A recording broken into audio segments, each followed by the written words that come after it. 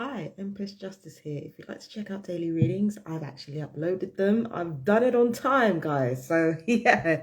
All right, check it out on Twitter, Facebook, and Instagram. The daily readings are up there.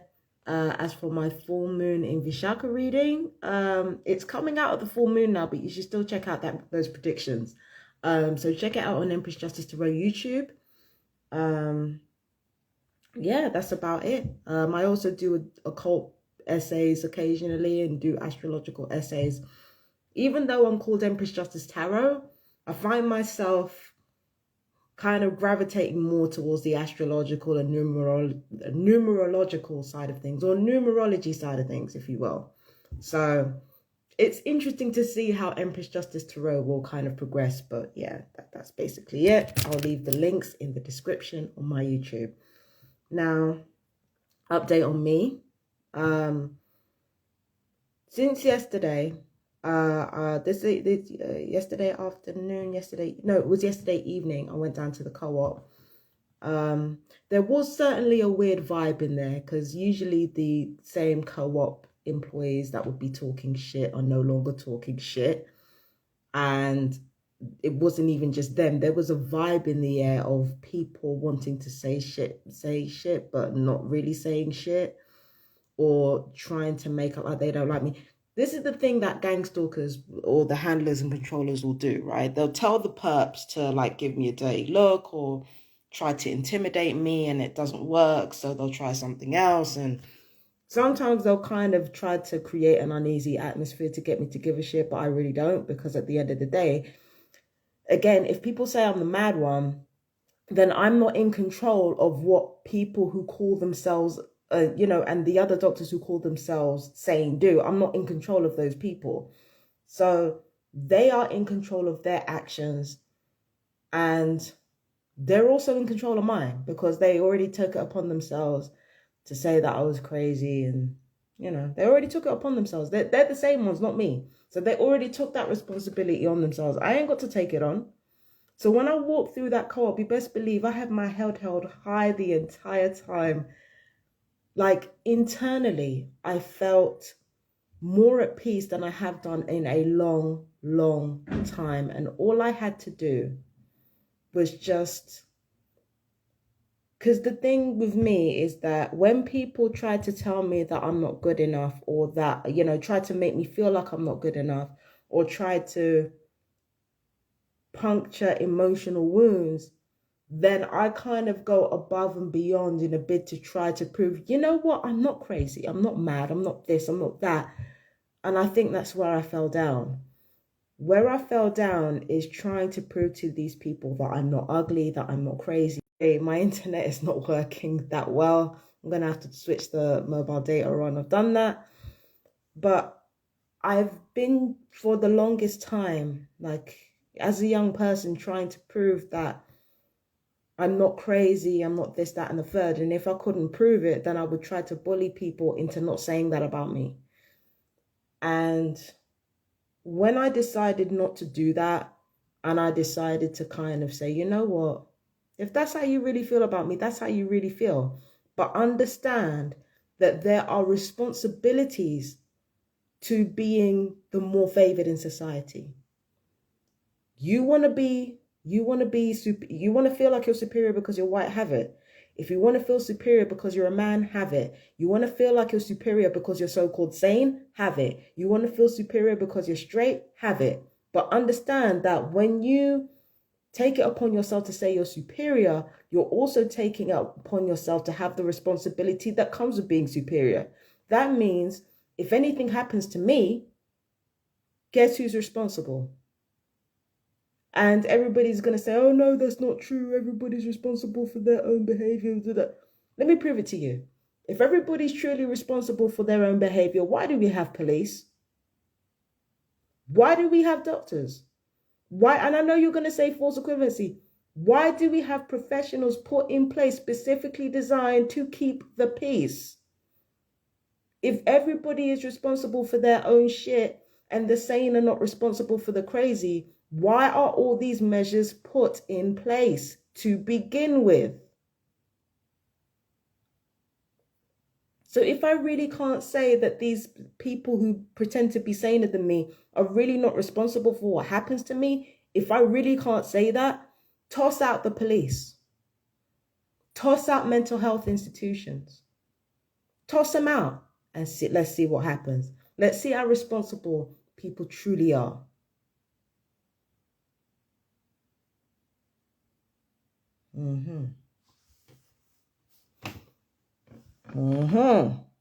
You understand? That's why yesterday I felt like a lot less anxiety than I usually do.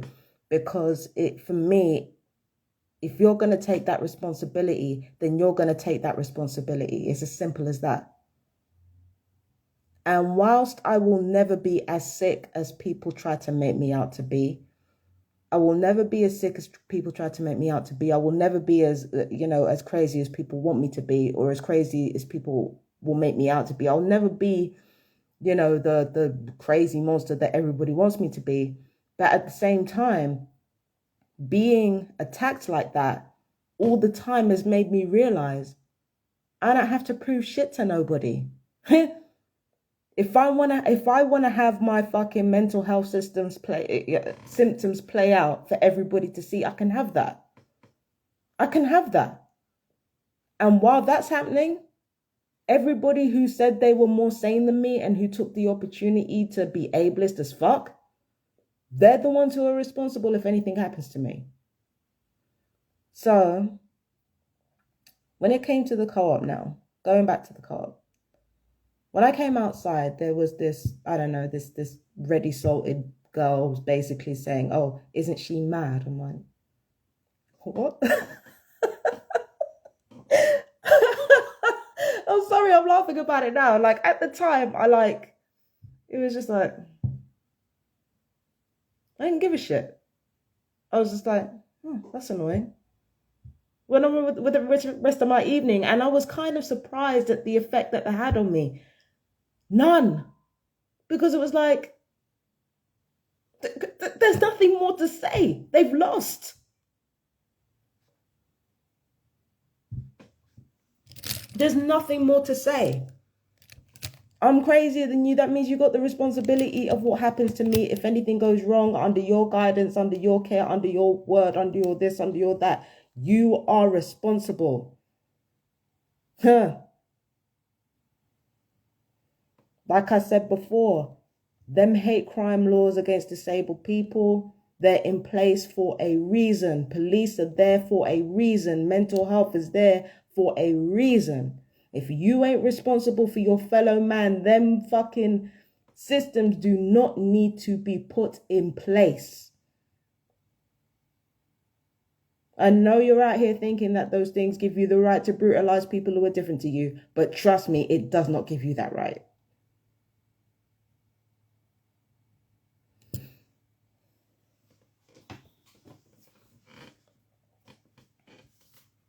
Do you understand what I'm saying? So again, I don't have to play that game. I mean, I do get social anxiety when I go out. I'm not going to lie to you, because gang stalking will bring that out in you. Gang stalking will leave you literally so traumatized by the covertly passive aggressive relationships that it sets you up with. It will have you so, because you're bombarded with the vicious, dumb shit. Now I'm going to give you an example. I get sidetracked a lot, but I'm going to give you an example. There are a couple of relatives of mine who have said really, really stupid shit in the past, done stupid shit, but because of the viciousness of their intent, their insults land. Sometimes the intent to harm you hurts worse than what they use to harm you. So for me, I get social anxiety and I get fucking palpitations and shit like that when I go out. Not just as a result of the weaponry, which I have no doubt is in play there, but I also get it because I know that everything around me and everything about me is being weaponized. And one of the reasons why older people tend to suffer more physical abuse is because as you get older, you kind of get used to everything. And it's, inevitably the experience of being brutalized so much, it kind of forms a shield around you to the point where when you do get emotionally bombarded, there's going to be a cutoff point. I feel when I get older, there's going to be a cutoff point of where people are going to try to use the same old insults, and it's just not going to penetrate anymore. And when it doesn't penetrate anymore, that means the psychological portion of the torture loses its effectiveness, and now they've got to get the electronic weaponry to take over. I've had that quite a bit, like over the last week or so. Ever since I said that I was going to take my torture and utilize it in a bid to make myself a better fighter, I kept getting pain here and here. And the thing is, there are times where I can eat from these places and it doesn't cause me any pain. And then there are times where I can't eat from here because it causes me searing pain. Now, if the pain is coming and going like that, that's not natural. That's not nerve damage. That's not organic nerve damage. That's the fucking weapons.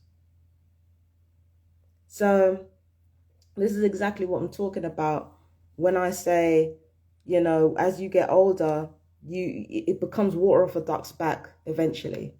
And that's why the physical stuff gets more brutal. It's because the emotional stuff, it doesn't work with as well. It doesn't work as well with older people because they're used to that shit. And after a certain amount of time, you go through enough pain in life, you just stop caring.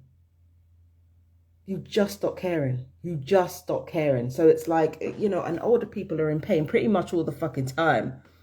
You just stop caring after a while. So the psychological portion of the torture lessens as you get older. And then the physical torture, the remote electronic torture on your body is upped. And especially here. If you can't think, then you don't have retorts. And if you don't have retorts, then apparently you have no defense, even though like having something quick and sharp to say is not necessarily a defense. What is a defense is just accepting yourself. Like, so yeah, everything is just, it's like I haven't done anything that's just not truthful or anything. Like I haven't done anything that's not honest or not genuine. But again, if you want to take the responsibility of being saner, then take it. I don't have to take it. And because I'm fucking crazy and because everybody calls me mad and shit, and because I keep getting fucking reports on my mental health, you have to take the rough with the smooth. Like, yeah, I'm more likely to be sectioned, but hear what, right? I can sleep whenever I want to sleep. If I want to run a business, if I want to take it further, I can do it at my own pace. I don't have to do it when somebody else tells me. And I don't have to do it when somebody else tells me. I can run, if I want to try to start a business or run a business, I can take my sweet time. I ain't got to do shit I don't want to do. My life is free. The last time I went to a PIP meeting was years ago. And even then I completely told the truth. And if they ask me again, I'm going to tell the truth again, which means they're going to think I'm deluded. And if they think I'm deluded, that ain't getting cut off anytime soon. The ESA, I tell them the same thing. I tell them, look, I'm going through gang stalking. I'm a victim of Havana syndrome. I've got people firing weapons on me. I take it to the nth degree and I tell them fucking everything. And they have no choice because of the lie that this is a mental illness. They have no choice but to say this person's deluded. And if I'm deluded enough to think this for like, in their mind, because this is a delusion, right? In their mind, if I'm deluded enough to think about this for 10 plus years and still think this is a thing, then clearly she's mentally ill. Clearly she can't work. Clearly she has problems going on. She's always going to need a home. She's always going to need support. She's always going to need this. She's always going to need that. So being mad pays. Having that slander about you, there are certain ways in which it restricts your freedom. But there are certain ways in which it pays as well. There are struggles that other people have that I don't have to have. Because that slander that I'm crazy, being able to conceal Havana syndrome, being able to conceal what's actually happening to me, relies on that. So being mad has its perks. I'm not going to lie to you. And I don't know, just being me has its perks. Fuck. I never used to think that before. Being me has its perks. And I ain't got to lie. I don't have to lie. All I have to do is just tell the truth. I do not have to lie. The amount of freedom of movement that shit gives me. And the thing is that like I can catch up on my sleep. I can read a book. I can like the education that I can catch up on, the sleep that I can catch up on, because I never used to get, very much sleep when I was at school or college, and that used to really badly affect my mental health. I ain't got to worry about that now. I ain't got to worry about that shit. Lack of sleep? Huh? I'm gonna just take a nap at 1 a.m. or at 1 p.m. Fuck it. Take a nap and get right back to my readings, get right back to my other business interests, get right back to fucking work, get right back to fucking studying. Take my little nap and get right back to work as soon as I get up. How beneficial do you think that is to your mental health?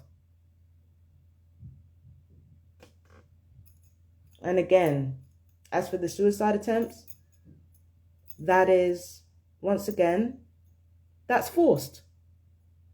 Other TIs will say it. Like, I'm talking to TIs right now, but other TIs will say it. The suicide attempt thing is forced. And it's forced to reinforce that lie that you're crazier than you are. It's reinforced with psychotronic weapons, torture, and psychological abuse to make it seem like you're crazier than you actually are. But again, that has its perks. And now I'm able to walk through these streets with my head held high because I made the decision, you know what, I'm going to tell the truth, nothing but the truth. I walk these streets with my head held high now, regardless of what people say about me and regardless of how people feel about me, because I was 100% me. I am 100% me. Damage and all, I am 100% me. I can walk through any street now.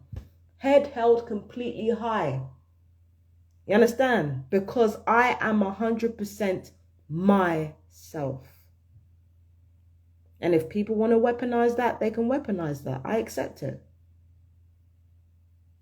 I accept it. At least they're weaponizing something I can use. At least they're weaponizing something I can use rather than creating something out of thin air. And as for the lies, boy, the fact that I'm walking around just being myself makes the lie stand out even more. So, yeah. Yeah, I'm bragging. Yeah, I'm bragging. I'm absolutely bragging. Don't get it twisted.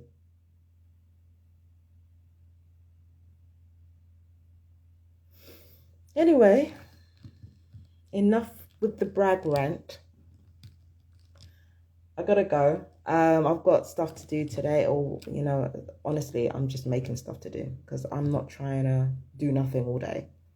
But I'm actually preparing for June readings already. I'm planning to do, I think I pointed this out yesterday, I'm planning to do the new moon in Rohini reading for May. I'm planning to do that next week. So yeah, I'm going to do that next week, and then we're going to see how things go from there.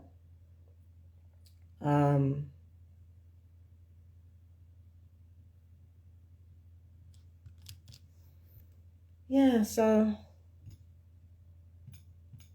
new moon in Rohini reading, I'm going to be doing that next week. June, I don't know when I'm going to do June, because that'd be 2 readings, wouldn't it? I've got a lot to prepare for, mate. It's just a matter of how I'm going to prepare for the June reading. So hold on, what date is it today? It's the 18th.